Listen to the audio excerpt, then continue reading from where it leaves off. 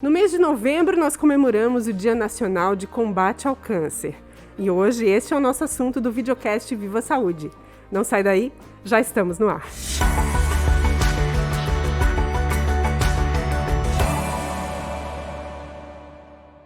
No mês de novembro, então, comemoramos um dia para lembrar a população sobre a importância da prevenção contra os diversos tipos de cânceres. E hoje nós vamos falar sobre esse assunto.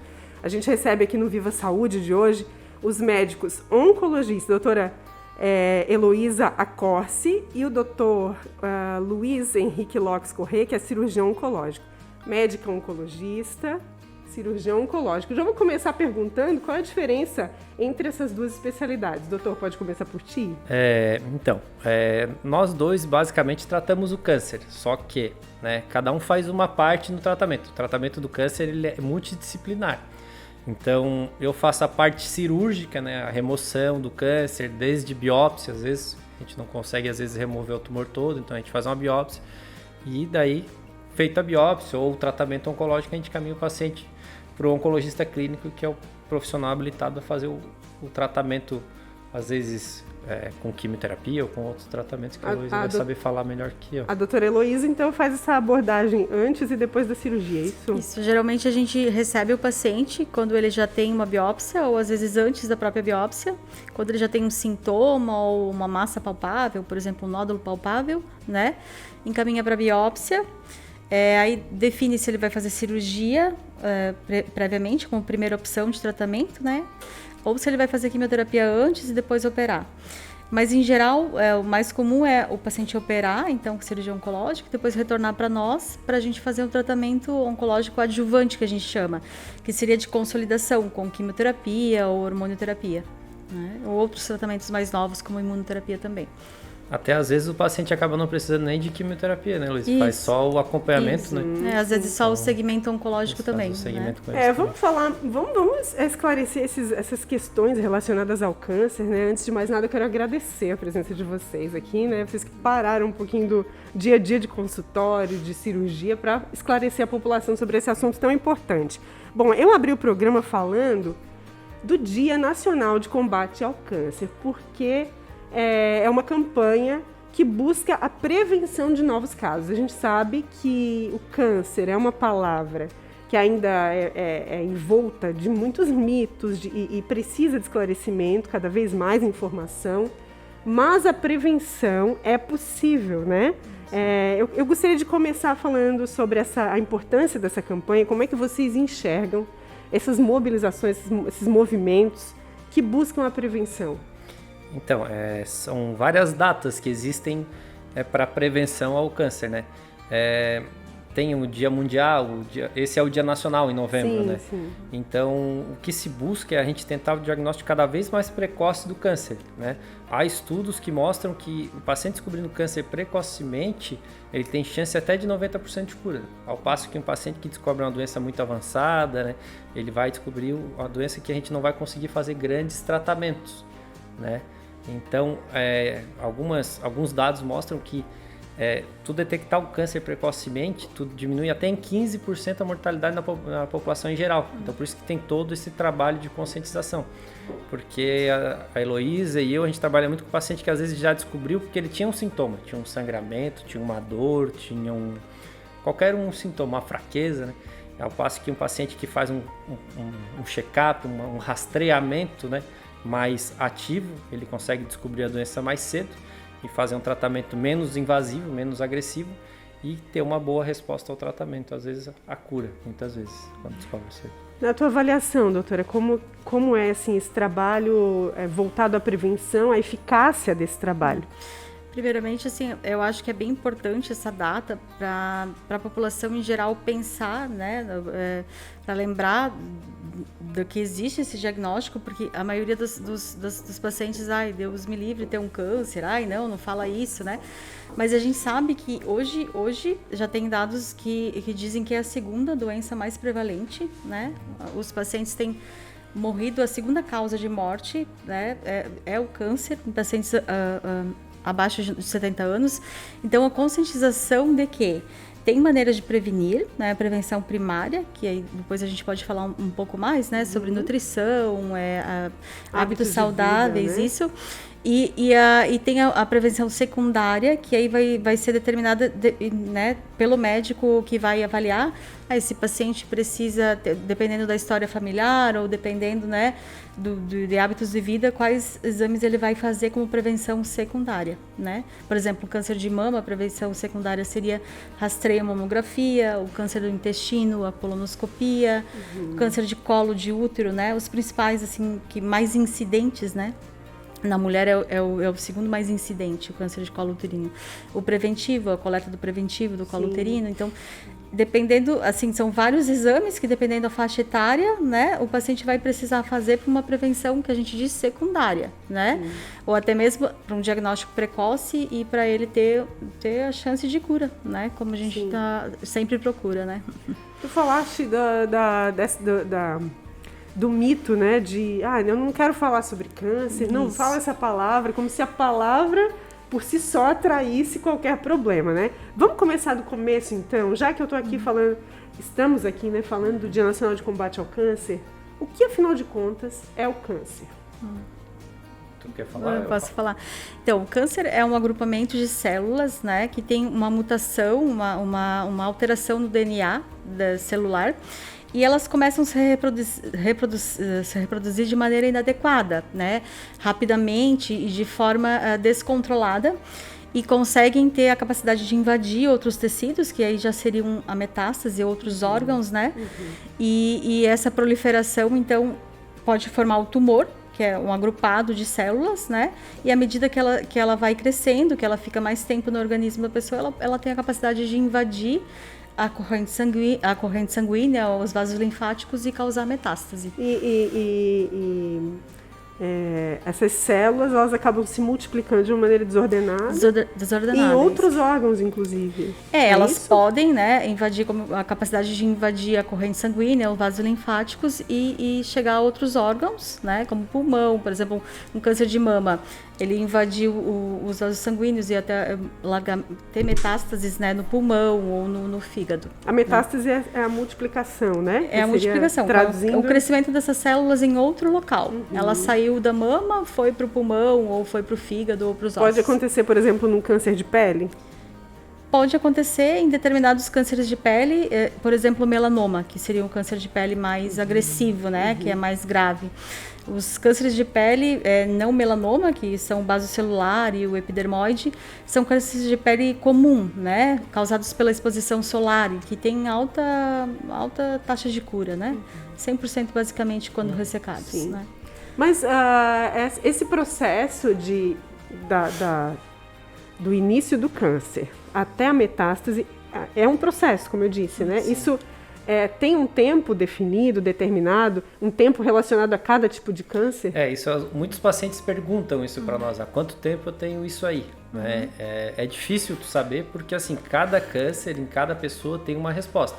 Às vezes tem duas pessoas da mesma idade, mesmo gênero, né? Essa pessoa, às vezes, ela não vai ter o mesmo comportamento. As duas pessoas com o mesmo tipo de câncer, mesmo lugar, tudo certinho igual. Então, isso é uma das coisas que mais são difíceis de te responder. Né? Numa média geral, leva um certo tempo. Tempo, digamos, 1 ano, 2 anos. Mas tem cânceres que são extremamente agressivos, que coisa de meses, ele já se dissemina. Que a partir do momento que descobre, muitas vezes no início, já se desenvolve rapidamente. Uma coisa, quando tu perguntou sobre o câncer, a gente sempre está formando células alteradas no nosso corpo. Né? A gente está continuamente formando, só que a gente tem um mecanismo de reparo, que mata essas células. Então, às vezes, o câncer se aproveita da falha desse mecanismo para começar a crescer desordenadamente essas células, né? Ou no estômago, no fígado, na pele, em qualquer lugar do corpo. É por isso que o estilo de vida é tão importante, porque acaba influenciando esse desenvolvimento celular? Sim, cada vez mais se fala que o estilo de vida, né, os hábitos do dia a dia, tem muita influência e se comprova cada vez mais, né? Tanto a nutrição, né, tanto os hábitos de ter atividade física, né, pelo menos 3 a 5 vezes por semana, eles entram como uma prevenção, uma nutrição saudável, né? Aquele jargão de descascar mais e de desembalar menos, né? E E também os hábitos não saudáveis, como o fumo, né, o tabagismo, o cigarro e o álcool, que hoje eles determinam em torno de 30% das causas de câncer, dos cânceres, né? Eles estão associados a 30% dos cânceres em si, principalmente cabeça e pescoço, que são os cânceres de boca, esôfago, pulmão, bexiga, né? Estômago, né? Estômago também está relacionado. Na verdade, o cigarro está relacionado a praticamente quase 100% dos tumores, né? E o álcool também, da mesma forma. Ele agrava ou ele causa? Ou as duas coisas? Ele causa, é um fator causador, né? Ele consegue alterar, então, essa mutação do DNA da célula, ele consegue alterar essa função celular, né? Ele tem componentes carcinogênicos, né? Muito evidentes, muito né? evidentes, já comprovados, né? Até quanto à alimentação, a Heloísa estava falando, tem os alimentos processados hoje em dia muito utilizados, são alimentos que são bastante carcinogênicos, né? Como salame, essas coisas que são processadas embutidos. mesmo. Embutidos, isso. Então são alimentos que são carcinogênicos. Esses alimentos em caixinha, longa vida, isso tem alguma relação? Sim, é tudo que deixa de ser natural tem um pouco maior. Macarrão instantâneo. Porque a gente sabe que nas redes sociais tem muita informação. No Google tem muita informação. Sim. Nem tudo é aquilo verídico, que, né? nem tudo é verídico, né? Mas afinal de contas, esse tipo de informação, alimentos que como macarrão instantâneo, por exemplo, né? Que as pessoas falam, não coma esse tipo de alimento que é cancerígeno. Assim, na realidade, o macarrão instantâneo, digamos, o maior problema dele é que ele vai trazer a obesidade ao longo dos anos. A obesidade é um fator de risco. Tu tá dentro do teu peso ideal, é um dos fatores de proteção pro câncer, né? Então, é importante é o que a Heloísa falou, manter hábitos saudáveis, né? Manter o peso ideal, né? Evitar exposição ao fumo, ao álcool, né? Descascar mais e desembalar mais. Exatamente, é isso aí. Fato, Então, né? Quais os tipos de cânceres mais prevalentes no brasileiro? Assim, a gente sabe que tem a questão do câncer de pele, agora a gente está chegando perto do verão, né? E a exposição solar aqui é muito algo que durante o verão é muito, né, comum para a maioria das pessoas. O câncer de colo de útero, o câncer de mama, o câncer de pulmão, enfim. Quais são os mais predominantes? Então, o câncer de pele não melanoma, que seriam esse basocelular e o epidermoide, que são cânceres causados basicamente pela exposição solar. São os mais prevalentes, tanto no homem como na mulher, né? E aí depois a gente divide entre o sexo masculino e o feminino, né? Masculino, a próstata ainda é o mais prevalente, né? Depois, em segundo lugar, vem o câncer de intestino, que é o de cólon, e o terceiro de pulmão, tá? Na mulher, então, se inverte, né? Excluindo os cânceres de pele não melanoma, na mulher é o câncer de mama, né? O câncer de intestino também fica em segundo lugar, e o terceiro, o câncer de colo uterino, por incrível que pareça, ainda é um câncer muito prevalente. É o terceiro. Aqui na nossa região ele é menos, né? Porque o povo Então, agora, falando em prevenção também, câncer de colo uterino, então, já está aprovada a vacina, né, contra o HPV, que seria a prevenção primária nas meninas de 9 a 13 anos. Então, provavelmente, o câncer de colo uterino, daqui uns 20, 30 anos, não ocupe mais essa posição, né, mas infelizmente por conta da vacina. Por conta da vacina. Né? Interessante, esse dado é interessante, porque a vacina contra o HPV, ela é relativamente nova também, né? Ela tem alguns anos aí, Tem alguns anos, não consigo lembrar. Isso já foi assimilado Eu acho que eu estava na residência, então não deve fazer mais que 10 anos. Não, recente, pode-se dizer, em termos de vacina, máximo pode dizer que é recente, né? Mas a sociedade já entendeu que é importante? Teve um certo preconceito no início com as mães das meninas, porque acharam que meio que estimulava a criança a ter relação sexual mais cedo, as adolescentes, né? Mas hoje em dia tá bem aceito, já bem disseminado. Até na rede pública tem somente nessas idades, dos 9 aos 13 anos. Mas mesmo mulheres que já tiveram relação sexual, é importante fazer a vacina. Só que daí a rede pública não disponibiliza, né? E os meninos, eles também precisam ser vacinados? Assim, teoricamente, os homens são portadores, né? Eles também pegam ou passam para as mulheres. Então, seria importante que fossem imunizados também. Só que nos homens, há menos carcinogênese no pênis, nessas áreas. Que são 2 tipos, os mais comuns, que são os 16 e os 18, que dão câncer de colo de útero, além dos cânceres mais comuns. Então, vamos falar um pouquinho mais sobre o câncer de colo de útero.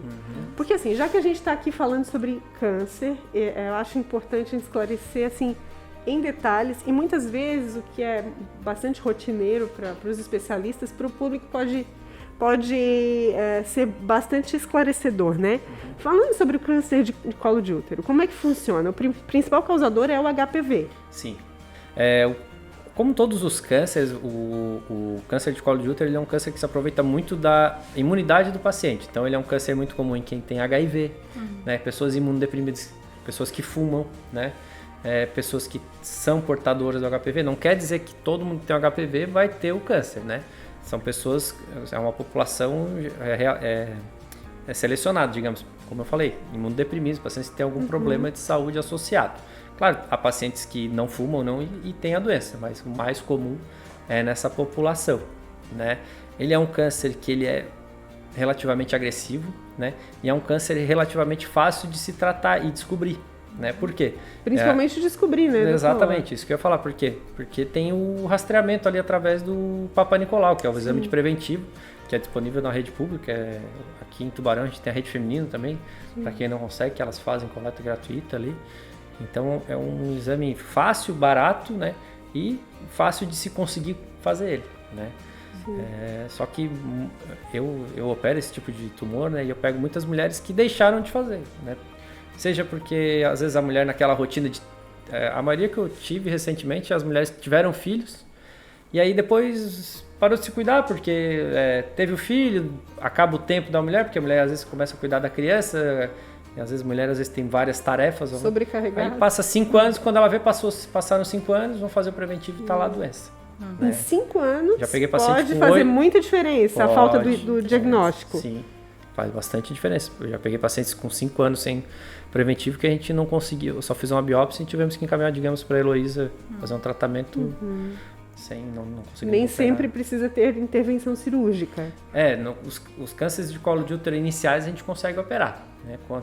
Conforme vai aumentando o estadiamento é o estágio da doença, né? O que faz parte do estágio? É o tamanho da lesão, né? E é o que ela está cometendo ali na região. O colo do útero tem relação íntima com a vagina, né, com várias estruturas ali ao redor da pelve. Então, às vezes ele pega uma estrutura do lado, um ureter, que é o canal da urina, pega uma bexiga, e às vezes esse tratamento acaba sendo radioterapia e quimioterapia. Né? Dependendo do agravamento, então, sim, exatamente. da então, doença. É um exame que é de fácil detecção. Né? Sim, por conta dessa rotina, porque anualmente a mulher deve ir ao consultório do ginecologista, da sua médica ou médico de confiança e fazer esse exame, que é um exame simples. Na verdade, a coleta e depois vai para o laboratório. É isso, né, doutora? Sim. Fazem a coleta, até a gente fala no consultório do ginecologista, para quem faz acompanhamento, né, tem acesso ao ginecologista, no posto de saúde, para quem, né, é a própria enfermeira que coleta, então, teoricamente, é um exame fácil de fazer, de fácil acesso, como o Dr. Luiz falou, né, e é preciso ser feito, é preciso, né, ter a consciência de que pode prevenir, que pode, às vezes, diagnosticar uma doença precoce, né, e ter a chance de cura e de ter um tratamento menos agressivo, né? Isso independente da faixa etária. Geralmente, o que eu, na verdade, o que o Ministério da Saúde preconiza é a partir de 25 anos, tá? 25 a 64 anos, mas a gente que trabalha na área já teve vários casos de pacientes mais idosas também, né? Mas preconiza-se de 25 a 64 anos de idade. Importante, então, ter essa rotina de prevenção, né? A gente falou aqui sobre hábitos de vida, né? E também sobre a incidência do câncer de pele, por exemplo, que está relacionada à exposição solar. Mas o que, afinal de contas, também causa o câncer? A alimentação a gente sabe que influencia. O cigarro a gente sabe que influencia também. Mas, por exemplo, hereditariedade. Se os familiares, nas gerações anteriores houve caso de câncer, pode acontecer nessa geração? Pode acontecer também. De uma maneira geral, a maioria dos cânceres são de idiopáticos. Não tem uma causa assim definida, né? Uma causa específica, né? E os outros que a gente consegue determinar a causa e vai depender da localização, né? Por exemplo, assim, um câncer de pulmão já tem causa bem estabelecida, que é a exposição ao tabaco, ao tabagismo, né? A maioria dos cânceres de pulmão são causados pelo tabagismo, né? Isso acontece também com os fumantes passivos? Passivos também, também com certeza. Estão expostos a esse estão risco. Expostos à fumaça, né? Não necessariamente que fumam, mas que estão expostos no mesmo ambiente, né? A determinação genética do tumor, falando de todos falando mais, na verdade, do câncer de mama, que a gente conhece mais, né, dessa determinação. Geralmente, em torno de 10% dos tumores, tá? São determinados por genética, né? Isso é um percentual baixo. É um percentual baixo, bem baixo. Baixo. E aí a gente faz uma investigação, parentes de primeiro grau, irmãs, tias, né? Então, e algumas outras características que a gente leva em consideração para fazer um estudo genético. Isso vai depender, então, da doença, da localização da doença. Câncer de mama é uma forma, câncer de pulmão é outra forma.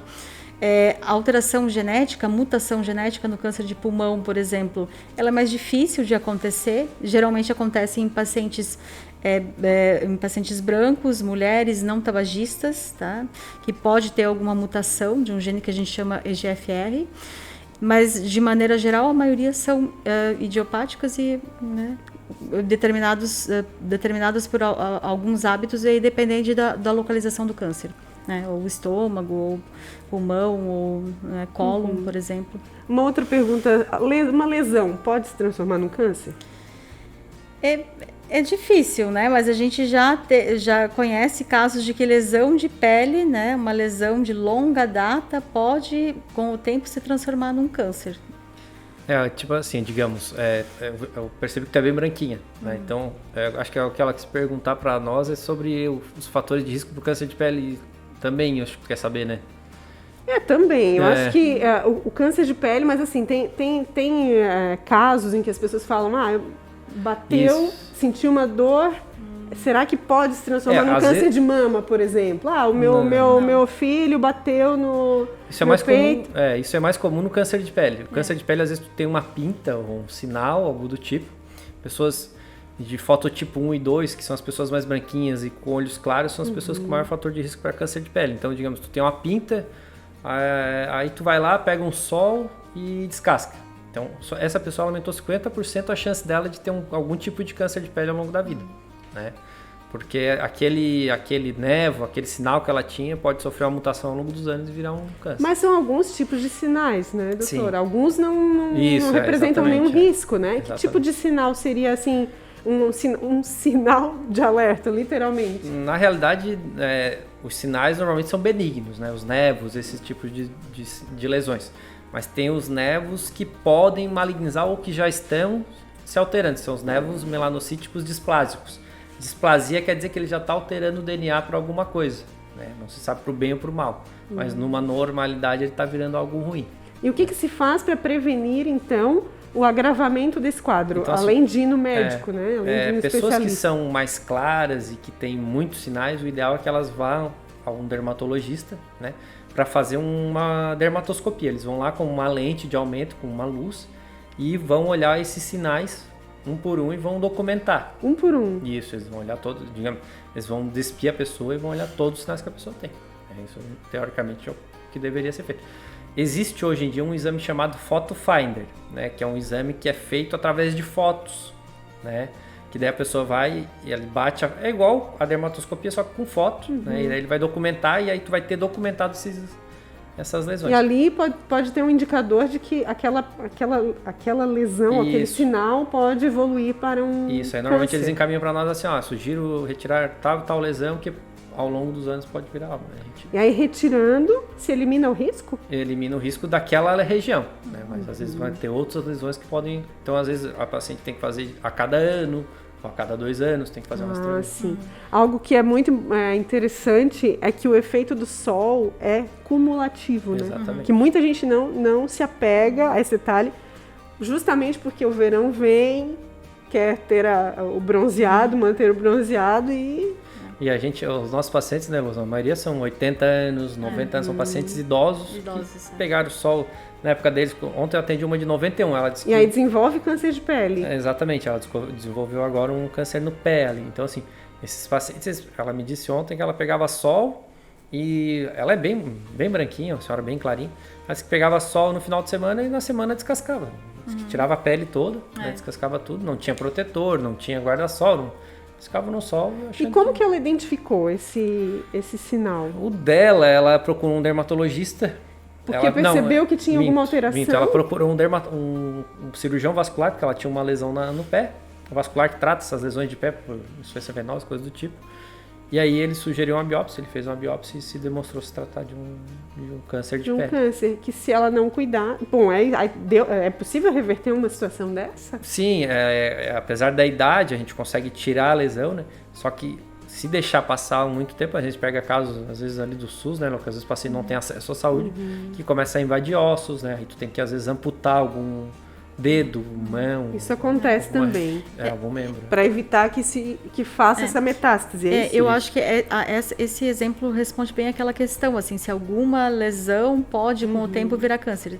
Sim, porque já tinha uma lesão que foi ali expondo, ficou muito tempo e pode acontecer também, né? Aquelas úlceras que a gente diz, né?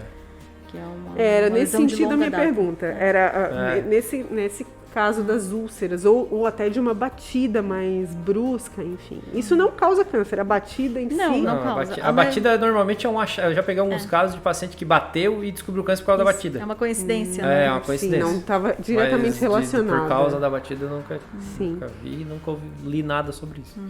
Outras lesões precursoras de câncer que a gente vê bastante no consultório da Heloísa são os pólipos de cólon, de intestino. Por isso que se pede para fazer o rastreamento através de colonoscopia, né? Que são pólipos, são pequenas lesões, como se fosse o sinal na nossa pele, só que dentro do intestino. E aí a colonoscopia identifica. Tu consegue identificar e tirar para biópsia. Só que com o passar dos anos, alguns tipos de pólipo, igual os sinais, tem vários tipos, podem se transformar em um adenocarcinoma, algum tipo de câncer. Sim. E o que causa esses pólipos? Esses pólipos, assim, é o que eu falei ali anteriormente. A gente sempre está formando células anômalas no nosso organismo, né? Claro, os pólipos às vezes pode ser digamos, uma alimentação que não faz direito. A pessoa que é constipada também é um fator de risco para ter câncer. Então, tudo isso são fatores que vão conjunturando para te ter algum tipo de doença desse tipo. Vão contribuindo para que ele se Normalmente não é uma causa só. Tem essa aleatoriedade, né, no câncer, né? 90% dos cânceres são esporádicos. Claro que tem paciente que me pergunta, eu operei ontem um rapaz de 29 anos com câncer de estômago. Ele muito provavelmente não teve tempo de ter exposição ambiental, de fumo, álcool, coisa do tipo. Provavelmente é um azar genético dele, né?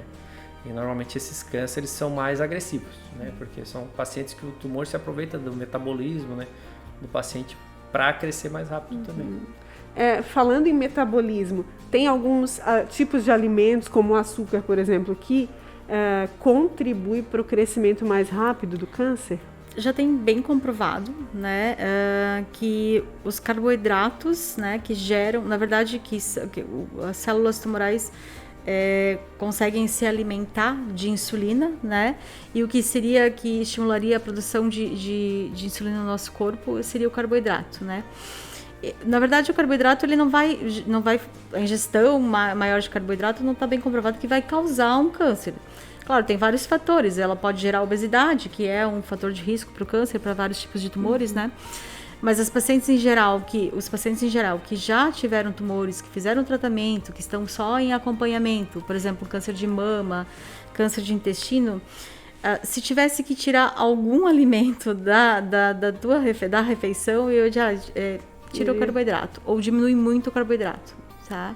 Já está comprovado que o carboidrato causa uma maior produção de insulina, e essa insulina, então, ela estimularia alguma célulazinha dormente que poderia estar lá no corpo, né? E é isso que a gente chama de recidiva, né? Então, aumentaria a taxa de recidiva tumoral. Isso no caso de pessoas que tiveram câncer, fizeram a cirurgia ou fizeram um tratamento para evitar que ele retorne. É isso? Isso, porque tem uma teoria, a insulina, na realidade, ela é anabolizante, né? Então, ela anaboliza qualquer célula do nosso corpo, né?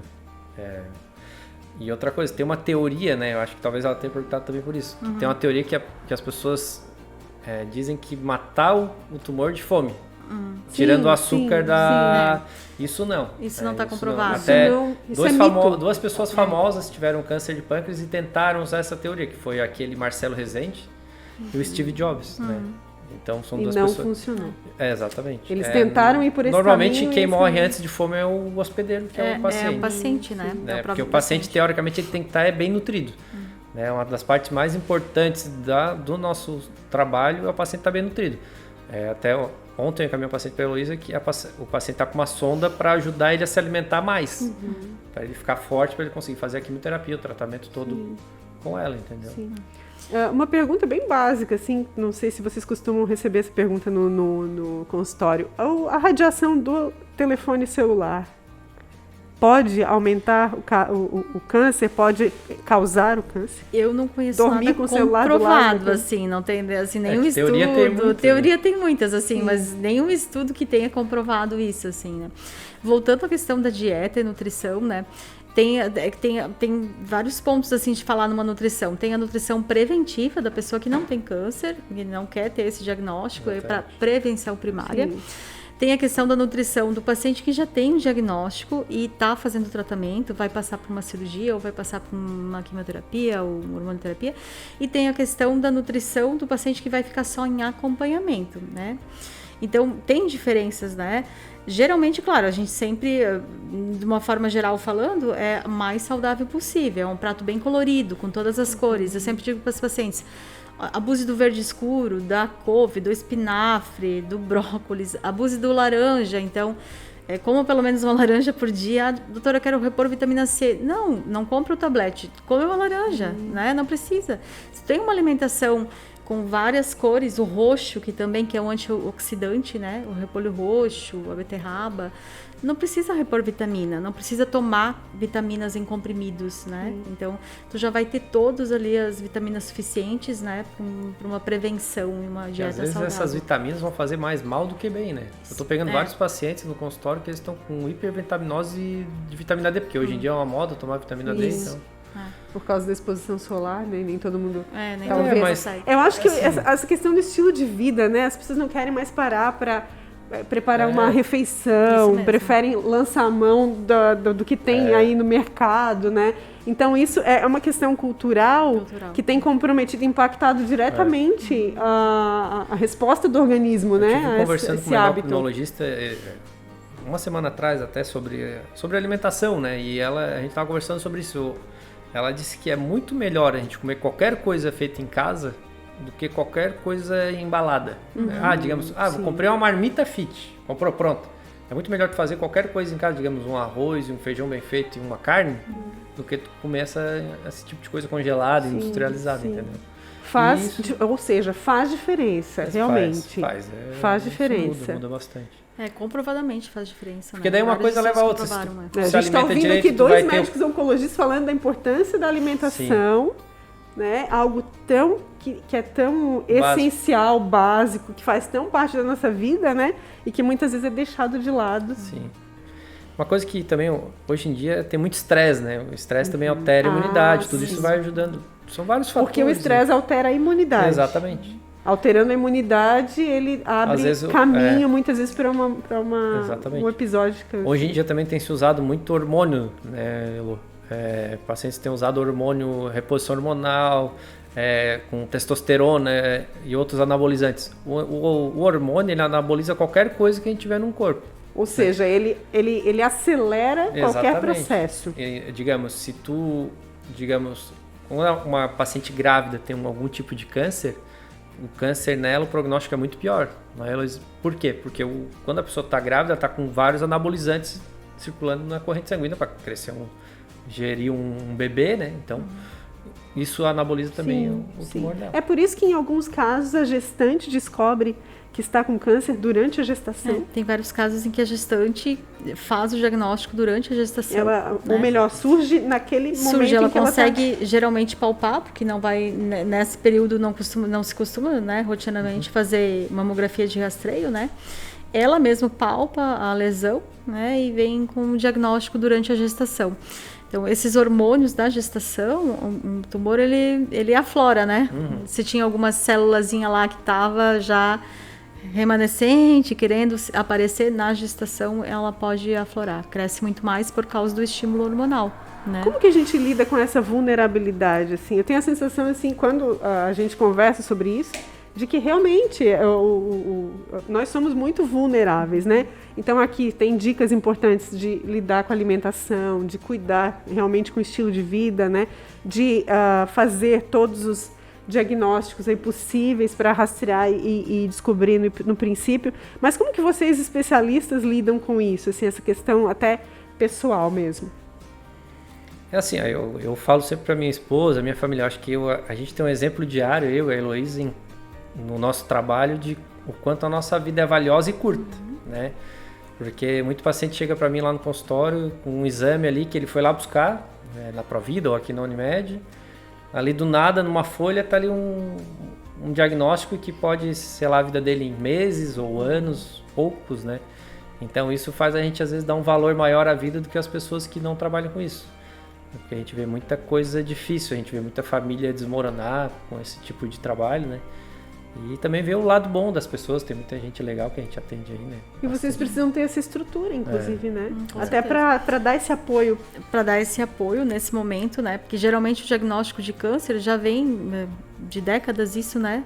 Seria o diagnóstico que, sei lá, eu tenho o diagnóstico de câncer, tenho um atestado de morte. Não, isso não é mais assim, né? E a gente tem que trabalhar sempre nesse sentido das pessoas buscarem mais exames, buscarem mais orientação, mais informação, né?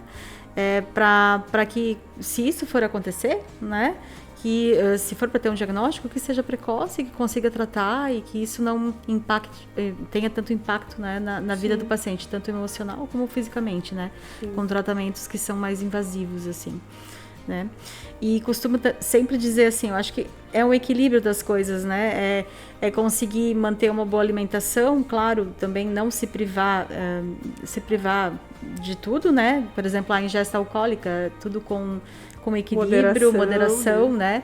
Ingesta de açúcar com moderação, a prática de exercício físico regular. O que vale não é a intensidade, sim a regularidade do exercício físico, de 3 a 5 vezes por semana. E buscar manter esse equilíbrio, então, né? Que é o que a gente tenta, né? No dia a dia. Sim. Né? E que isso seja, assim, também um exemplo para as outras pessoas também, né? Porque muitos pacientes dizem, doutora, mas eu trabalho até às 8 da noite, não tem um horário para eu fazer, né? Exercício físico, né? Não, mas você tem que se cuidar, tem que pensar em você, pense no horáriozinho para você, né? Para pensar em ficar melhor, né? Porque o exercício físico ajuda tanto o físico como emocionalmente também. A pessoa fica mais... Claro, né, um aspecto coopera com o outro, né? É como o doutor estava falando, né? Vocês têm essa visão até por lidar diariamente com casos em que as pessoas se deparam com um diagnóstico negativo e tem essa consciência, né? Acho que falta talvez seja essa consciência, né? Tem que trabalhar até 8 horas da noite, mas talvez diminui uma horinha, né? E vai ter uma vida com mais qualidade, mais longa, né? Porque às vezes a gente quer muito ter, né? Ter isso, ter aquilo, e às vezes imediatismo, né? Tu não curte ali o que tu tem, né? As pessoas têm muito disso. Então aí tu trabalha, e a gente pega as pessoas, às vezes naquela época que elas estavam, iam começar a parar.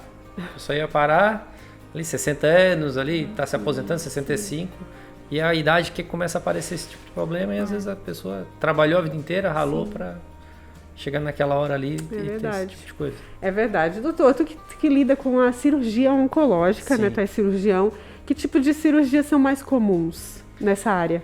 A mais comum disparada é a de câncer de pele, porque é o tumor mais prevalente, então a gente faz... Mas tu entra quando já existe o câncer, ou também na parte preventiva? Eu faço a parte de prevenção. Eu não faço a dermatoscopia, que é a análise. Essa avaliação. Isso, normalmente os pacientes vêm do dermatologista, às vezes com uma biópsiazinha, ou para eu fazer a biópsia e já fazer o tratamento. Porque como a gente faz o manejo, às vezes o dermatologista prefere encaminhar para nós pelo ângulo de incisão, às vezes a gente tem que fazer uma coisa chamada linfonodo sentinela, que é uma retirada de gânglio da região. Então, às vezes ele já manda para a gente fazer todo o tratamento do paciente. E outra cirurgia que a gente faz bastante é câncer de útero, né? Cânceres vários de endométrio, que é um bem comum na mulher mais idosa. Câncer de colo de útero. Câncer de intestino, a gente tem operado bastante mesmo. né? Tem aumentado bastante. Tem sido bem comum. É bem comum. Bastante mesmo. A cirurgia, ela contribui para que aumente a qualidade de vida também do paciente ou enfim, é algo necessário e não quer dizer que isso vai trazer, porque daí depois tem o tratamento oncológico que vem na sequência da cirurgia. Existem algumas cirurgias que às vezes a gente tem que fazer a quimio antes e depois operar e depois continuar a quimio, né? Por quê? Vou citar o exemplo do câncer gástrico, né? Normalmente eu e a Heloísa, a gente conversa ali, a Heloísa apareceu um paciente, já tinha se alçado. Aí a Heloísa, eu acho melhor fazer uma quimio antes. Por quê? Porque às vezes o paciente, depois de tirar o estômago, é como se fosse uma cirurgia bariátrica mais radical. O paciente vai emagrecer muito. Sim. Então, às vezes, ele não consegue ter status, performance status, como a Heloísa chama, para fazer a quimio depois. Porque ele perdeu muito peso. A quimio também é uma coisa um pouco agressiva. Não é, digamos, ir lá fazer um soro e ir embora. Às vezes, o paciente tem complicações disso, né? Então, às vezes, fazendo a quimio antes, pelo menos ele garantiu um pouco de quimio antes para a doença dar uma segurada. Quais são os maiores receios, assim, com relação ao tratamento também? A gente sabe que tem queda de cabelo, tem a reação à quimioterapia, né? Isso ainda é um fator, assim, de receio das pessoas? Um fator de medo, né? De medo, Fala quimioterapia, parece já que... associa a queda de cabelo. Até a coisa que eles mais se incomodam é o cabelo, né? Isso. A impressão que eu tenho é que cirurgia tudo bem, doutora. Né? A cirurgia vou fazer a cirurgia porque eu quero tirar o tumor, né? Mas quando fala, olha, teu tumor assim assado, acho que precisamos fazer uma quimioterapia para prevenção, né? No cenário do paciente ter operado, teoricamente ele operou, ele está curado, né? A cirurgia é curativa, né? Mas a quimioterapia entra no cenário ali da adjuvância para ajudar esse tumor não recidivar, para as célulazinhas que estão... Para evitar que ele volte. Evitar que ele volte, né? Então, contribui para isso. Aí, quando fala em quimioterapia, parece que o chão se abre, né? Muitas... Assim, tem muita diferença assim do homem para a mulher. O homem ele é mais reservado, é mais tranquilo, né? A mulher como ela é mais emotiva por natureza, né? Sim. E quando fala da questão do cabelo também, cabelo, ele tem muito a ver da com a vaidade identidade da feminina, mulher, muito, né? Muito. E o cabelo demais. É uma coisa que afeta bastante elas. Assim, tem paciente que não quer fazer quimio por causa do cabelo. Né? Tem paciente que troca, que pede, doutora, mas não tem outro tratamento que não cai o cabelo. Então, olha, explico, melhor protocolo de tratamento, por exemplo, câncer de mama, é a quimioterapia que cai o cabelo, mas a gente tem uma segunda, terceira opção que até tem protocolo que não cai cabelo, mas que hoje em dia não é mais utilizado. Já se comprovou que não tem a mesma eficácia. Por que isso acontece, doutora? Por que cai o cabelo? Pelo mecanismo da toxicidade mesmo do próprio Porque quimioterápico, precisa ter essa carga contra o câncer, né? Precisa ter essa... Na verdade, a quimioterapia ela age tanto nas células tumorais, né, como nas células normais do nosso organismo, né? Então, afeta a unha, afeta cabelo, o cabelo acaba caindo. Algumas químios caem o cabelo, né? Nem todas caem o cabelo. Isso é uma característica do próprio quimioterápico que a gente usa, da droga, né?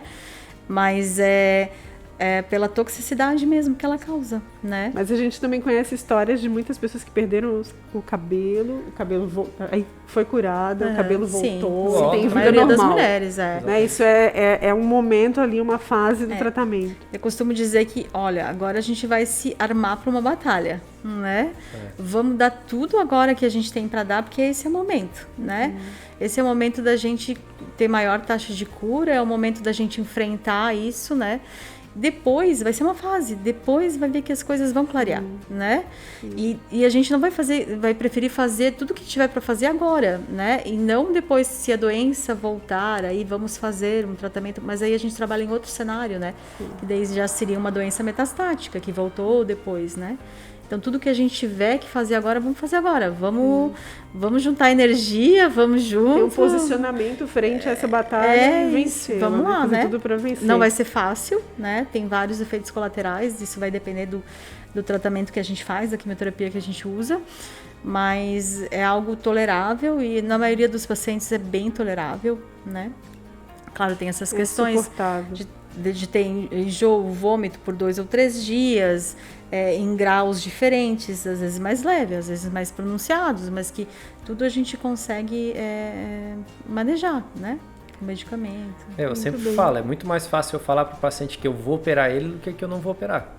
Porque quando eu falo para ele que eu não vou operar, aí é meio que o chão se abre, né? É melhor que fale que tem a opção de operar.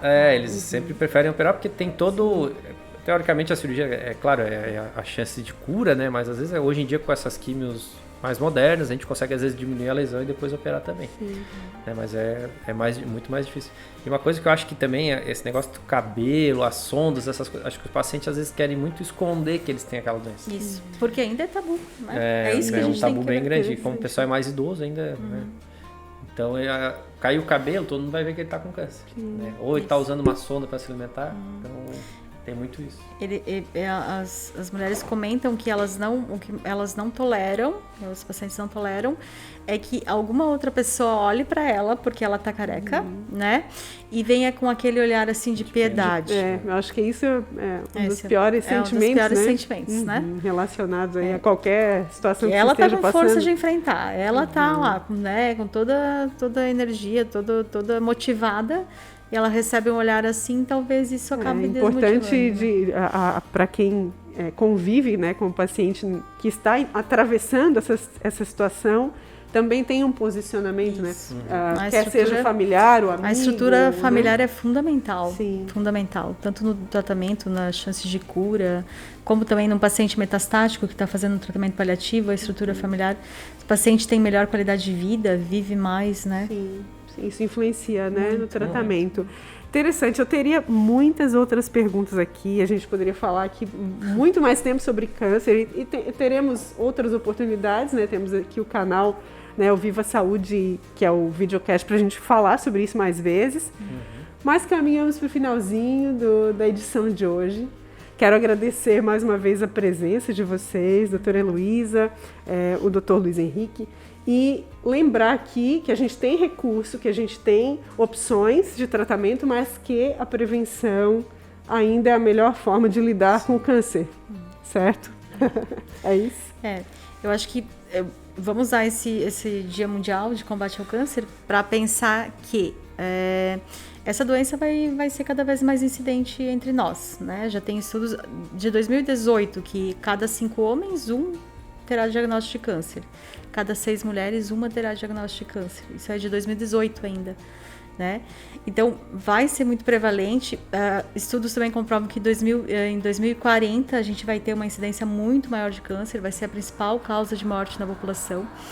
Então, a conscientização de que o que a gente pode fazer para isso? A gente pode prevenir, né? Então, se acontecer de ter o diagnóstico, né?